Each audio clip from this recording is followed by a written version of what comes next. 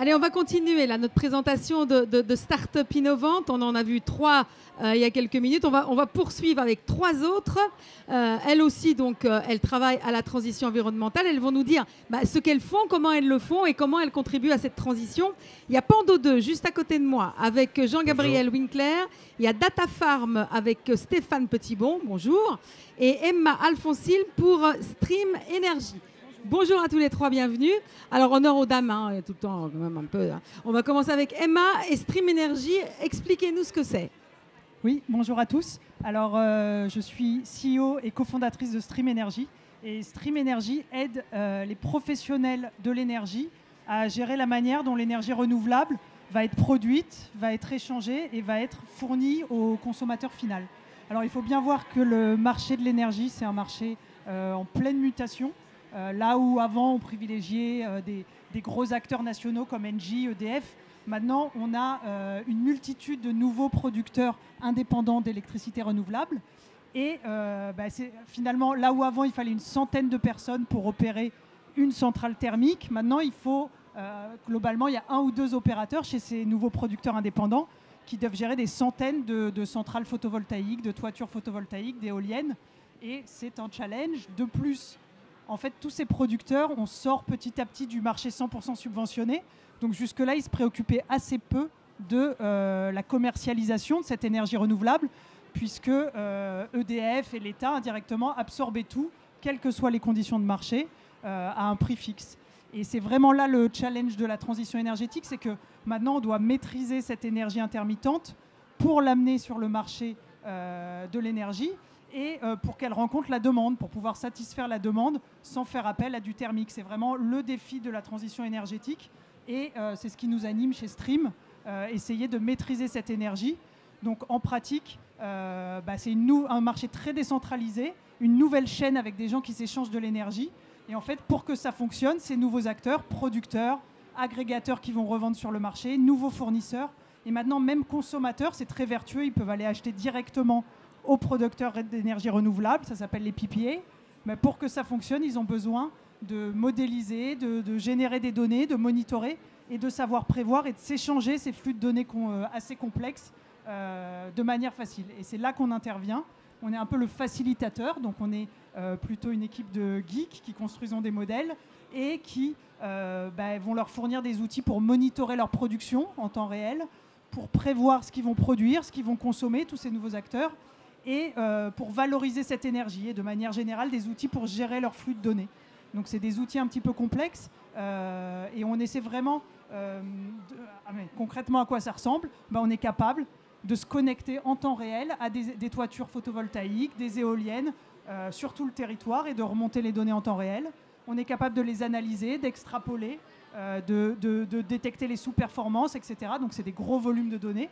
Et puis, on est capable, encore plus important, de prévoir à court terme, avec une précision importante, ce qui va être produit, consommé dans les prochaines heures ou les prochains jours, je dirais. Et puis, enfin, cerise sur le gâteau, on est capable d'estimer le prix de cette énergie. Si les gens s'échangent de l'énergie entre un producteur et un consommateur final ou un producteur et un agrégateur, c'est des productions incertaines dans un environnement de prix incertain. Donc, on est capable d'estimer avec des modèles un peu complexes qui viennent des marchés du trading, des techniques de trading, mais on les délivre sous forme de services assez simples à mettre en œuvre pour tous les nouveaux acteurs qui peuvent se concentrer sur leur métier.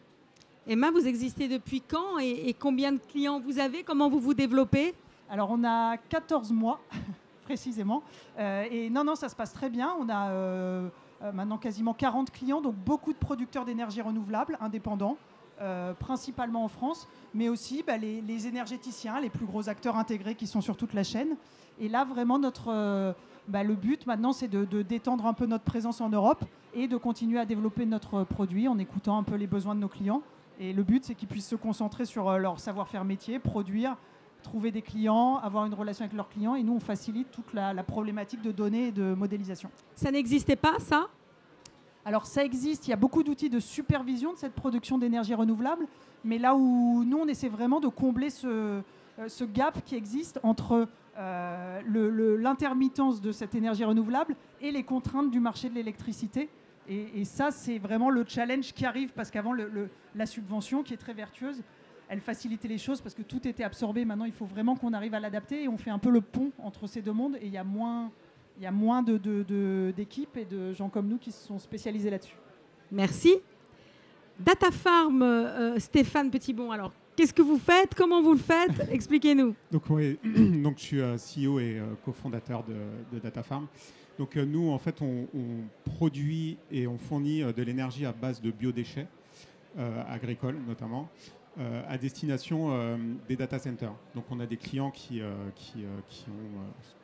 ce qu'on sait tous, pour opérer le numérique, il faut des data centers, des serveurs qui tournent en permanence. On appelle ça en général des radiateurs dans des frigos parce qu'il faut non seulement les alimenter, mais en plus ils font de la chaleur et il faut les refroidir. Donc nous, on vient résoudre ce problème avec une énergie, comme le disait Emma, le monde de l'énergie est en train de muter, de changer, de devenir à la fois territorialisé, à la fois local et à base, en tout cas, utilise des gisements autres que les gisements qui existaient jusqu'à maintenant. Et le biodéchet en fait partie. Et le biodéchet est une problématique pour le monde agricole, puisqu'il fait partie d'une des pollutions du monde agricole. Donc nous, on va venir le valoriser pour le transformer à la fois en électricité pour venir alimenter ces fameux radiateurs, donc ces serveurs dans les data centers de nos clients. Mais on va aussi utiliser la chaleur de cette transformation pour la transformer en froid via une technologie qu'on a mis en place pour venir résoudre la problématique des data centers, une des problématiques principales qui est le refroidissement.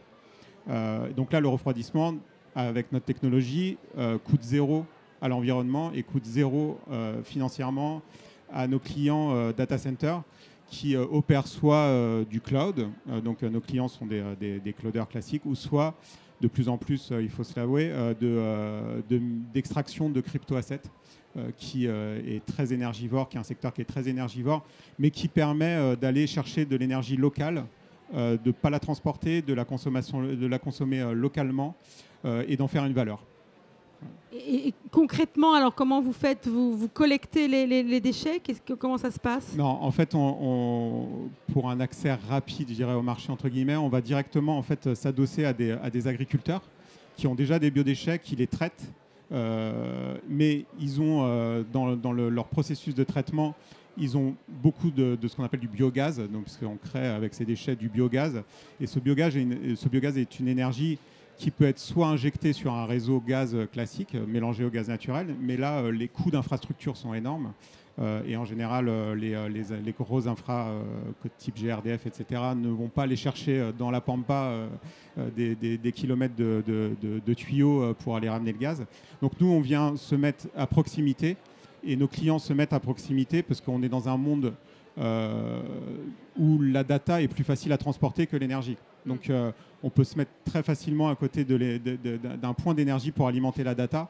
La data, c'est presque 3% de l'énergie mondiale consommée, c'est plus de 4% des émissions de gaz à effet de serre. C'est en train de supplanter l'aviation, donc c'est une vraie problématique environnementale. Et là, on vient pour nos clients, donc nos clients, c'est des clouders classiques ou des centres de minage, on vient baisser leur facture environnementale d'environ 75%. Ah oui, ouais. Ouais. Merci. Oui, allez-y. Non, juste aussi pour la partie agri, parce que c'est nos partenaires et qu'on y tient et que c'est notre mission d'aller chercher des partenaires agricoles et de faire en sorte on a un impact aussi social avec eux, puisqu'on va valoriser déjà leurs biodéchets, ils vont réduire leur empreinte écologique, ils vont créer des emplois sur place et des emplois qu'ils n'avaient pas forcément. Donc on dynamise quelque part le territoire où ils sont implantés. On leur apporte la fibre, parce que jusqu'à maintenant, les agriculteurs ne pouvaient pas avoir accès à Netflix, quoi. Donc du coup, maintenant, ils peuvent. Donc voilà, c'est important de parler des agriculteurs qui sont une vraie source d'énergie renouvelable et des vrais puits à carbone. Merci. On continue avec vous, Jean-Gabriel Winkler, pour Pando 2. Alors, expliquez-nous. Bonjour, du coup, je suis le président et cofondateur de Pando 2. Et Pando 2, on a développé la première plateforme logicielle Big Data IoT dédiée à la supervision et gestion de la qualité de l'air. Donc, on a souhaité s'attaquer au sujet de la pollution, qui est la deuxième cause de mortalité prématurée en Europe. On commence à faire le lien maintenant en plus entre qualité de l'air, réchauffement climatique et préservation de la biodiversité. Et du coup, il n'y avait pas assez de solutions sur le marché pour suivre notre exposition en extérieur en intérieur. On était assez sensibilisés sur le sujet de la pollution extérieure avec des associations de surveillance, des moyens de surveillance satellitaire. En revanche, il n'existait rien du tout sur l'air intérieur. Avec l'avènement de la technologie du microcapteur, on est maintenant capable de caractériser un environnement d'un point de vue climat et qualité de l'air, et également de rentrer dans l'air intérieur pour pouvoir surveiller notre exposition à la qualité de l'air ou à une mauvaise qualité de l'air et commencer à automatiser, mettre en place des moyens de remédiation pour limiter notre exposition à une mauvaise qualité de l'air. Qui sont vos clients alors ? Beaucoup de collectivités, surtout récemment, dans le cadre de la crise sanitaire actuelle avec la Covid.